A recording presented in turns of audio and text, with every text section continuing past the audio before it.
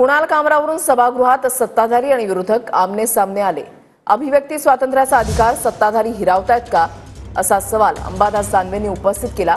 विडंबन शिंदेंसह मोदी महेंद्र अंबानींवर सुद्धा केलं गेलेलं आहे असं उत्तर उदय सामंतांनी दिलेलं आहे। यावेळेला प्रसाद लाडही आक्रमक झाल्याचं पाहायला मिळालं।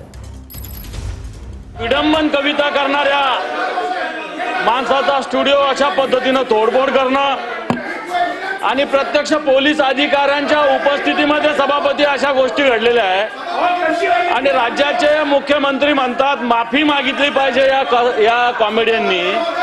मला असं वाटतं अभिव्यक्ती स्वातंत्र्याचा हा अधिकार हे राज्य सरकार हिरावून घेतं का? कायदा व्यवस्था जर सत्ताधारी पक्ष खराब करत असेल तर मला वाटतं या सभागृहात याच्यावर चर्चा होण्याची आवश्यकता आहे। कायदा व्यवस्था जर सत्ताधारी पक्षाचे लोक जर खराब करत असेल तर याच्यावर चर्चा व्हावी। माननीय पक्ष नेत्यांच्या कर्तृत्वावर कोणी शंका व्यक्त केलेली नाही, परंतु कदाचित त्यांच्यावर दबाव असल्यामुळं हे त्यांनी वक्तव्य या ठिकाणी केलेलं आहे। एकनाथ शिंदे साहेबांपुरता मर्यादित हा विषय नाही, त्यांनी पंतप्रधानांबद्दल देखील जी काही वाक्य बोललीत ते इथं सांगण्यासारखी ती वाक्य नाहीत। पाहिजे तर मी दानवे साहेब तुमच्याकडे पाठवून देतो, परंतु आनंद महिंद्रांबद्दल तो बोललेला आहे, मुकेश अंबानींबद्दल तो बोललेला आहे।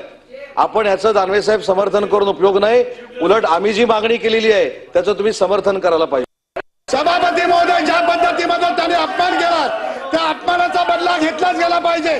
देशाचे पंतप्रधान, सुप्रीम कोर्ट, माननीय उपमुख्यमंत्री, मुख्यमंत्री ज्या पद्धतीमध्ये त्यांनी जे वाक्य वापरलेत त्या सभागृहात आपण बोलू शकत नाही सभापती महोदय।